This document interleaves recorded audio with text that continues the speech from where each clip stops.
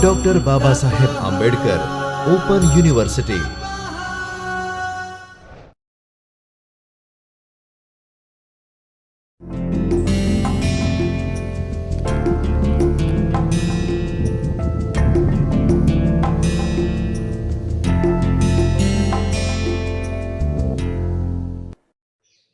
Hello everyone, welcome to this course on computational complexity theory.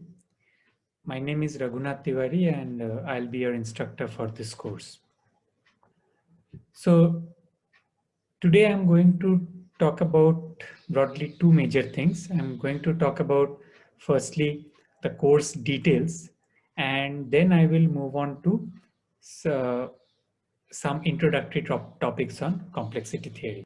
So first of all, let me talk about the course objective.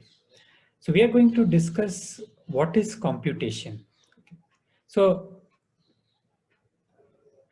speaking in a informal way, so computation is basically a step-by-step process to perform a well-defined task.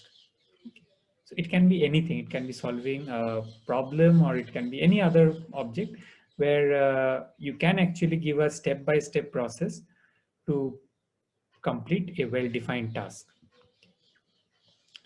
And in this course, we are going to look at a mathematical framework to study computation. Okay? We are not going to study computation from, let's say, by looking at a computational device or anything. We will look at computational device, but it will only be a mathematical device, a mathematical modeling. And the most important element in this course is the following. We are going to look at the power and limitations of various computation model. Okay, so that is actually what computational complexity is, where we look at how powerful a given computational model is, or what are the limitations of a computational model, okay, under various restrictions. And while learning this, we'll also look at various proof techniques. Okay, so yeah. And finally, the goal would be by the end of this course that this course should make us capable of picking up a research problem in this area and probably working on it. Okay, so that is the, I mean, high level objective that we would like to achieve by the end of this course. Okay, so now we move to the introduction to complexity theory, some of the introductory topics that I plan to discuss today. Okay. So in this course, we will be looking at Turing machines as one of our models of computation. So what are the resources that are used in a Turing machine? So in a Turing machine, there can be many types of resources that a Turing machine uses. So for example, time is a resource. What is time? Time is the number of steps that a Turing machine takes to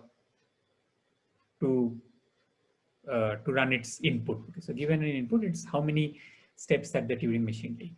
Space can also be a resource used by a Turing machine. So space is the number of cells that are used by the Turing machine in its workspace. Okay. So we can actually divide the space of the Turing machine into, I mean, so there can be three different types of tapes in a Turing machine: the input tape, the work tape, and the output tape. So when we count the space, it is only the space that is used in the workspace. So when we talk about more about space complexity, we will come back to this point. Then the type of the Turing machine is also a resource. For example, whether it's a non-deterministic Turing machine or not, whether it's a randomized Turing machine or not. Okay, so these are also various types of resources that a Turing machine has access to. Another model of computation that we will be discussing in this course is circuits. Okay, so Turing machine is more like how an algorithm is run. Okay, so it's more like a simulation of a computer. A circuit is slightly different. Okay, so in a circuit you have gates such as AND gates, OR gates, NOT gates. You might have also some other types of gates, and also there are some input gates. Okay, so input gates either can be constants like 0 or 1, or they can be some variables x1, x2, okay, where those variables can take values 1, 0 in Boolean circuits. Now, the resources of a circuit are the following. So it can either be the size of the circuit, that is how many gates are present in the circuit. It can be the depth of the circuit, that is the maximum shortest distance between an input and output gate in the circuit. It can also be the types of gates that are used in the circuit. For example, whether you allow NOT gates or not, or how do you allow the NOT gates to appear, AND gates, OR gates, or any types of restrictions that that makes logical sense to apply on the circuit. Okay, so these are the various types of resources. Now, okay, so under these resources, we are going to study that, for example, let's say if I'm looking at Turing machine, we are going to ask questions like, okay, if I allow polynomial amount of time for a Turing machine to run, what are the types of problems that the machine can solve and cannot solve? If I allow it, maybe let's say linear amount of time, what are the kind of problems that the machine can solve or cannot solve? Similarly for space as well. Okay. Again, for circuits also, if I ask that, okay, if the machine has maybe linear depth, what kind of problems can this circuit solve or cannot solve? Okay, so these are the kind of, very broadly, these are the kind of questions that we would like to address, and we are going to learn how we will learn the techniques that are needed, or the techniques that are usually used to address these kind of questions. Now, so I talked about these two models, that is Turing machine and circuits, and a very fundamental difference between these two models is what is called a uniform versus a non-uniform model. Okay. So a Turing machine is what is called a uniform model of computation, and a circuit is what is called a non-uniform model of computation. Okay. Let me say a little bit about this. So a uniform model of computation is where you have a single machine or device, whatever you want to call it, for all input lengths. Okay. For example, I'll just forget about Turing machine and circuits for the time being. When you write an algorithm to solve a problem, let's say you're writing an algorithm to sort an array of numbers. Now, you don't write separate algorithms that will take care of arrays of separate sizes. You write one algorithm, and no matter what array is given to you, array of whatever size is given to you, the same algorithm actually works on all array sizes. Right? So that is what is called a uniform model. That is what is called a uniform,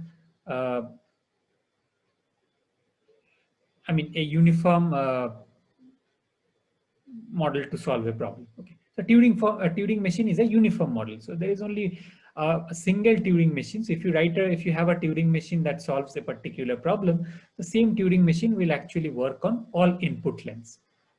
Now, circuits are actually not uniform. In other words, if you have a circuit only has a fixed number of variables that it can take as input. Okay. So once you define a circuit, it only has a fixed, let's say, an n number of variables which it can take an input to. Now, if you have an input whose length is maybe n plus 1 or n plus 2, okay, you cannot actually feed it to that same circuit. You need actually a different circuit for that input length. Okay. So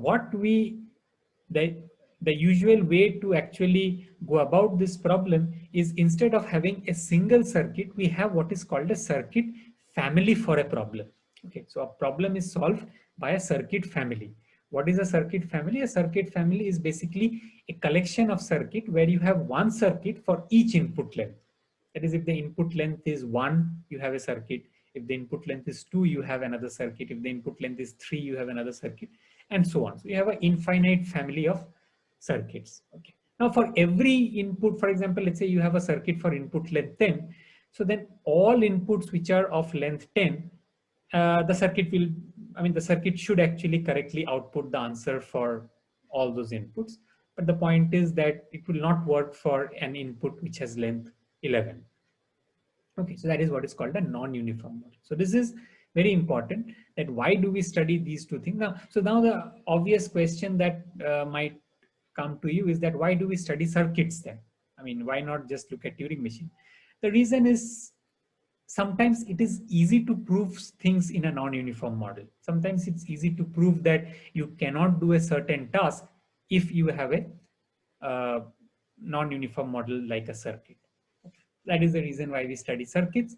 And yeah, so of course, Turing machine will be our standard model of computation because it is what actually resembles physical, I mean, any kind of physical computational device, whether it's your laptop or computer or your cell phone or whatever.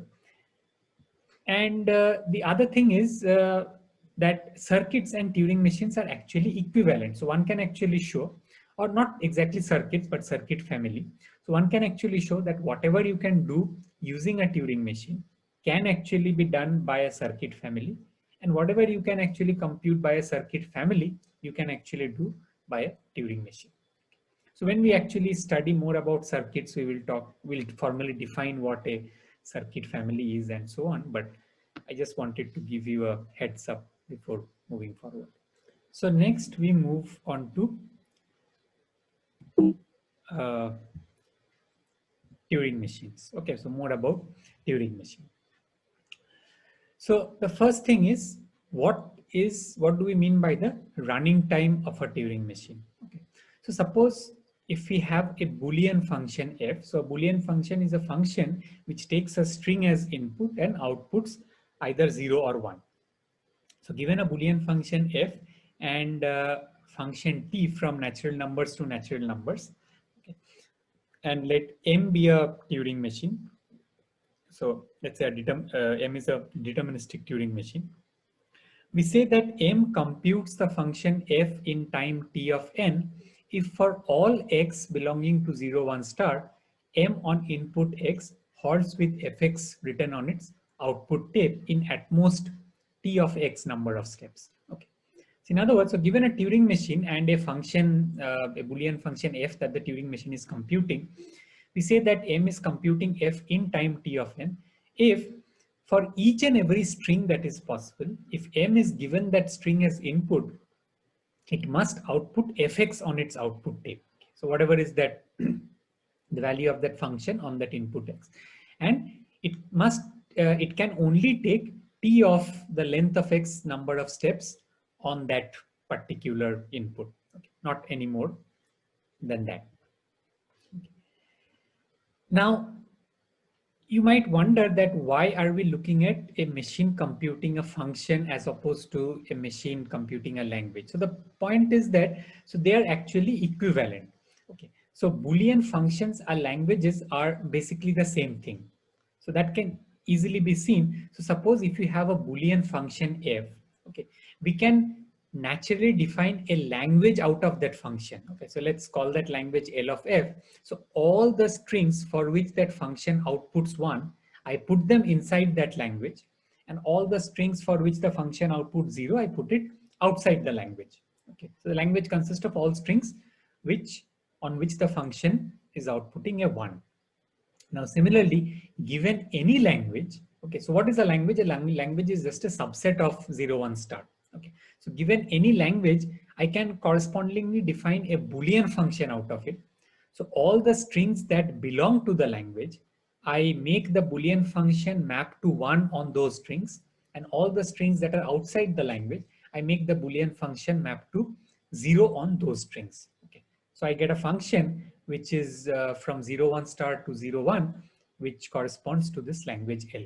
Okay, so the whole point is that we can actually interchangeably talk about Boolean functions and languages. Okay, so this is very important because at certain times we are going to talk about Boolean function, at certain times we are going to talk about languages, and when we say that the language corresponding to the Boolean function, this is what it means. Or when I say the Boolean function corresponding to this language, again, this is what it means. So you should be clear about this equivalence. Okay. Now, the next thing is, when we talk about the running time of a Turing machine, what kind of functions can the running time be? Okay, or can it be any function of n? The answer is not. It cannot be any function of n. There are the typically considered functions for a running time of a Turing machine are things like linear, like n square, n log n, 2 to the power n, maybe n factorial, okay, and many others. So how do we formally define what kind of functions are allowed and what kind of functions are not allowed?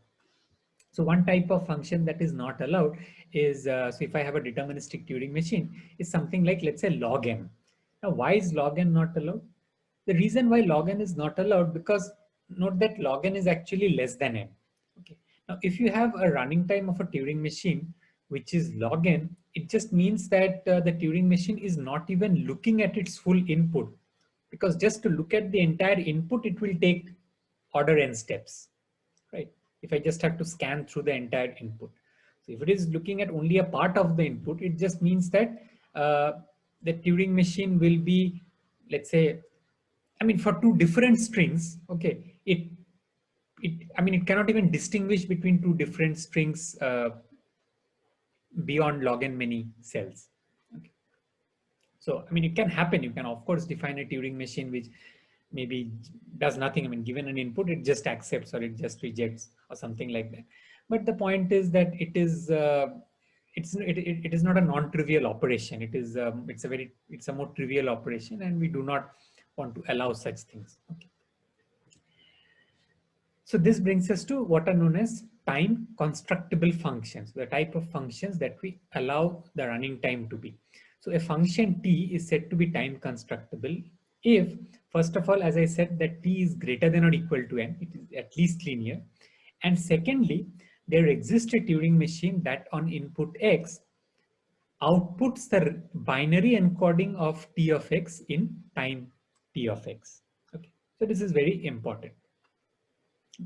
So this function t that I have, there should be some Turing machine which should be able to output the binary encoding of t of x in time, let's say at most t of x. Okay. Now functions like n log n or 2 to the power n or n factorial, these are actually time constructible functions. Okay. So if you want, you can actually look them up, or you can even try to prove it by yourself, that how can you design a Turing machine which will output, let's say, given n, I mean, given an input x, okay, of length n. So you can actually design a Turing machine that when given an input x of length n can output a string or output the binary encoding of 2 to the power n in time at most 2 to the power n, okay, or any other function that is given in this list of examples. So these are time constructible functions. Now you might wonder that what kind of functions are not time constructible. Okay. So here is an example. So if I define a function t, which is, let's say, equal to n squared, if n encodes a Turing machine that halts on all inputs and it is equal to 2 to the power n otherwise, this is an example of a function which is bigger, which is greater than or equal to n, but it is not time constructible.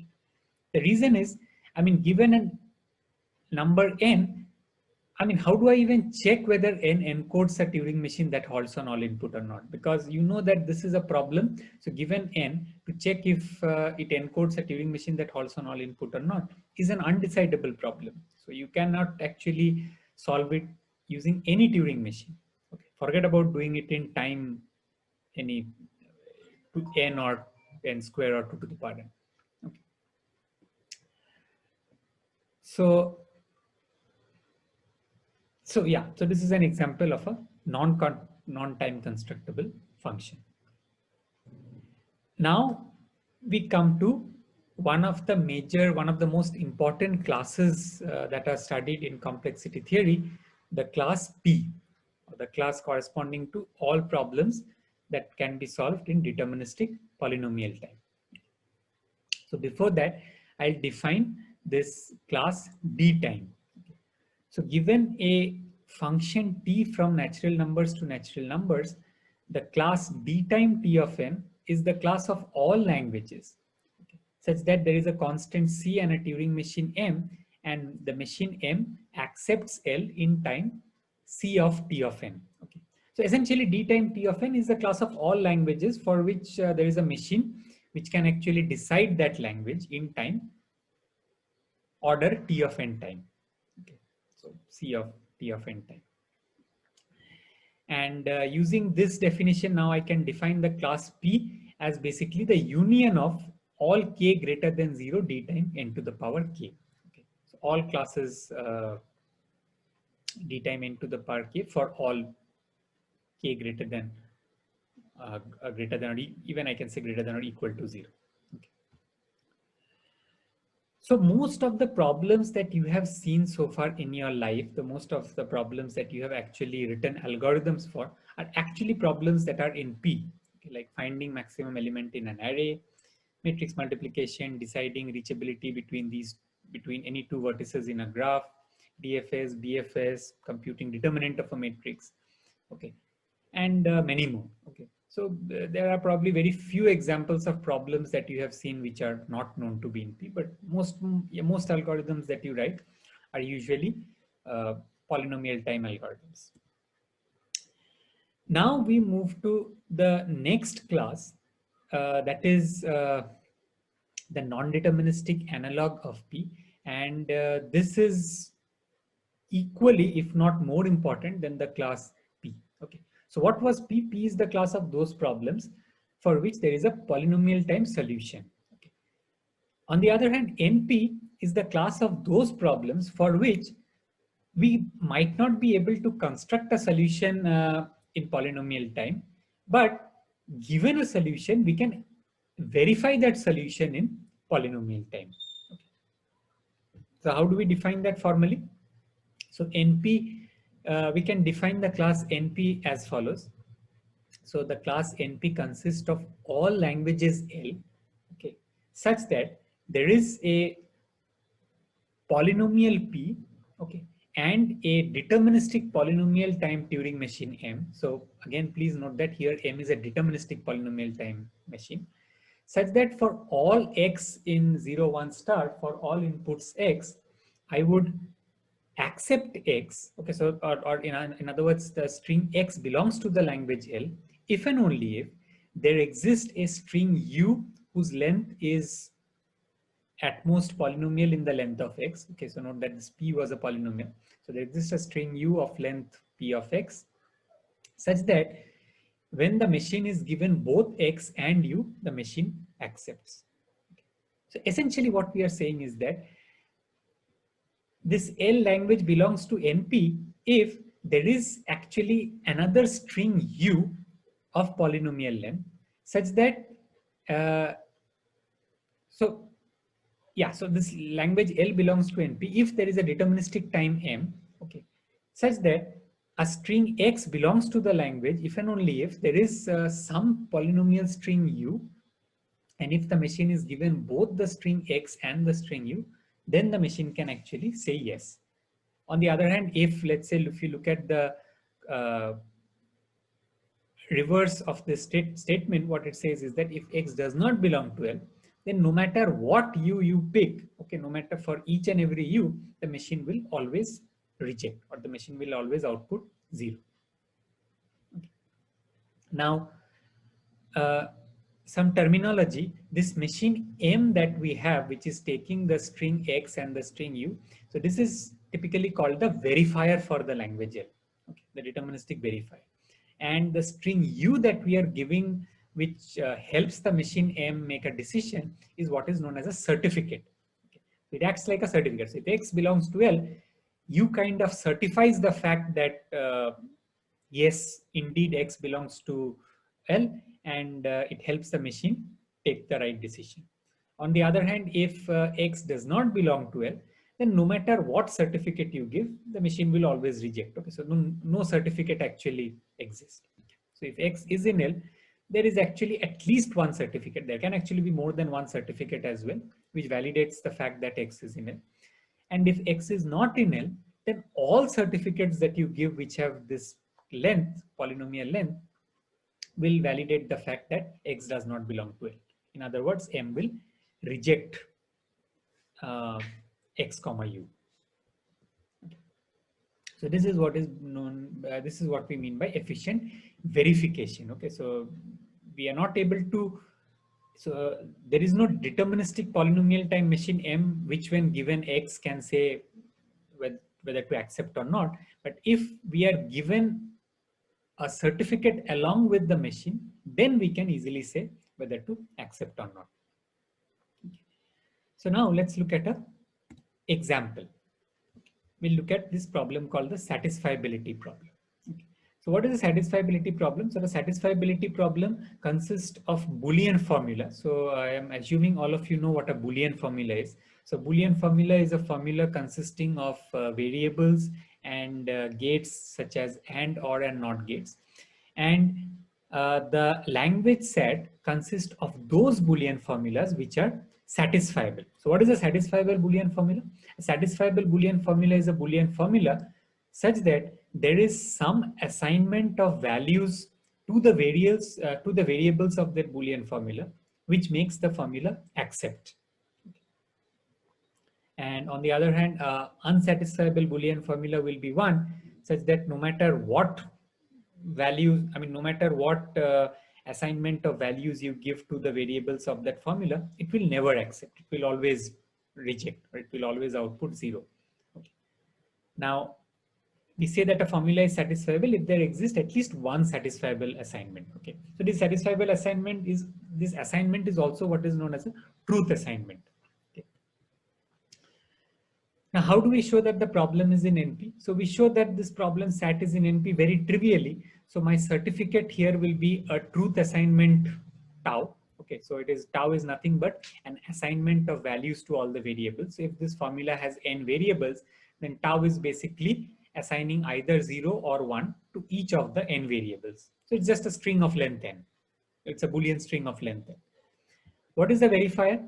The verifier is a Turing machine that when given phi and tau, it just checks whether tau satisfies phi. If I just plug in the values of tau to each and every variable in phi, whether it evaluates to 1 or it evaluates to 0. Okay. Now this M can be designed in polynomial time, which takes a Boolean formula and it takes a assignment of values to all the variables of the Boolean formula, and then says whether it outputs 0 or 1. So this can be designed in polynomial time.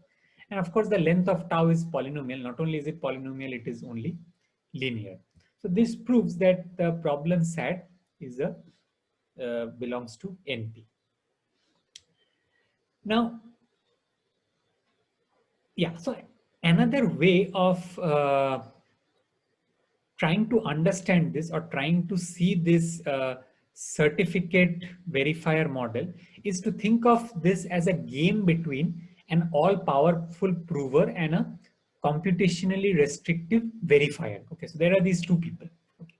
Now, the prover is all-powerful. The prover actually given an input, it can immediately answer whether that input belongs to a language or not. For example, the prover given a formula phi, it knows whether it is satisfiable or not. But the verifier is computationally restrictive. The verifier only has deterministic polynomial amount of power. Okay. You can think of it like that. I mean, it cannot, for example, given a formula phi, if you're only given phi, how do you check whether it is satisfiable or not? Okay. One way to check whether a formula is satisfiable or not is to cycle over each and every truth assignment. Now, how many possible truth assignments are there? There are 2 to the power n truth assignments. Okay. Now, this formula can actually be satisfiable on any one of those truth assignments. Right? You don't know which one satisfies that formula and which one doesn't. So, and if you actually have to cycle through all of them, it takes much more than polynomial time.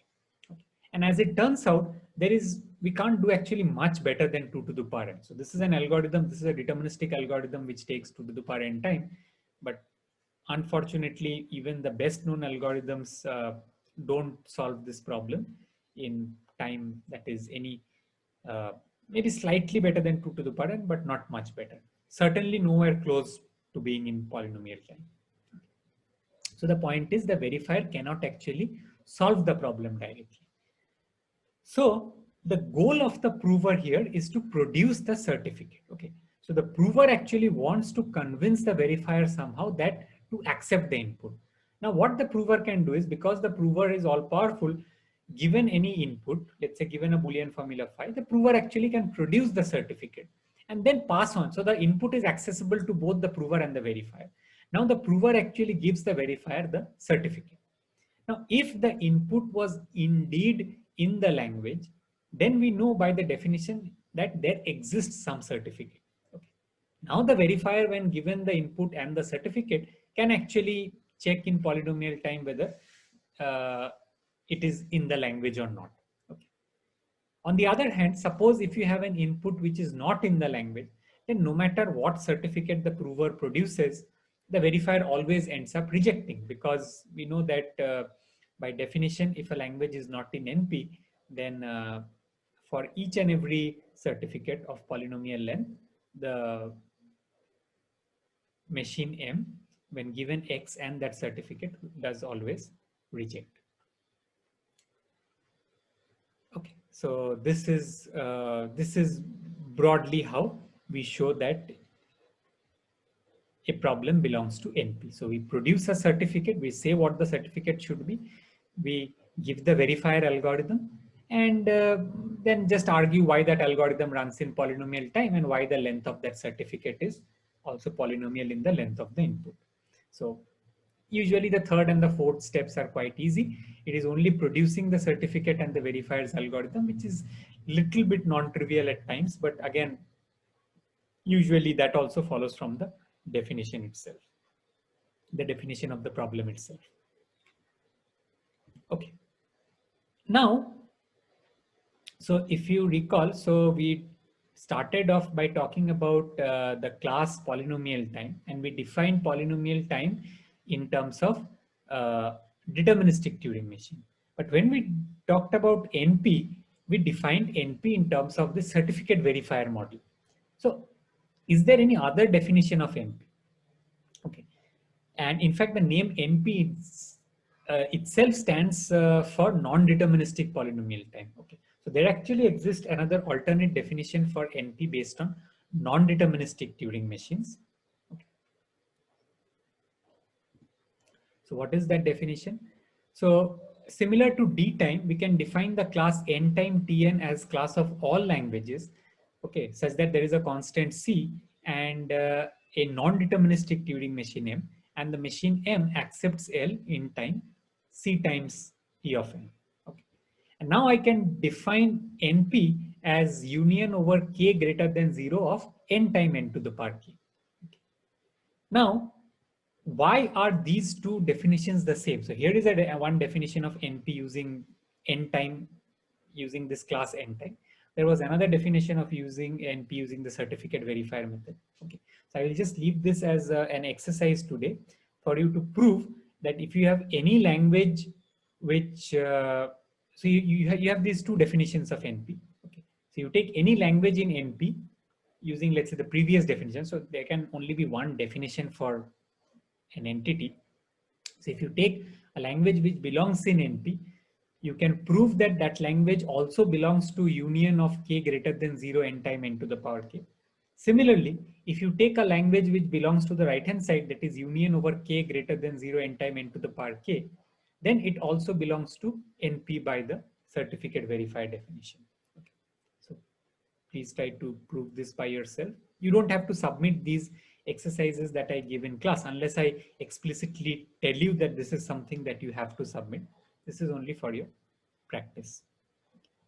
Okay, so I will end here today.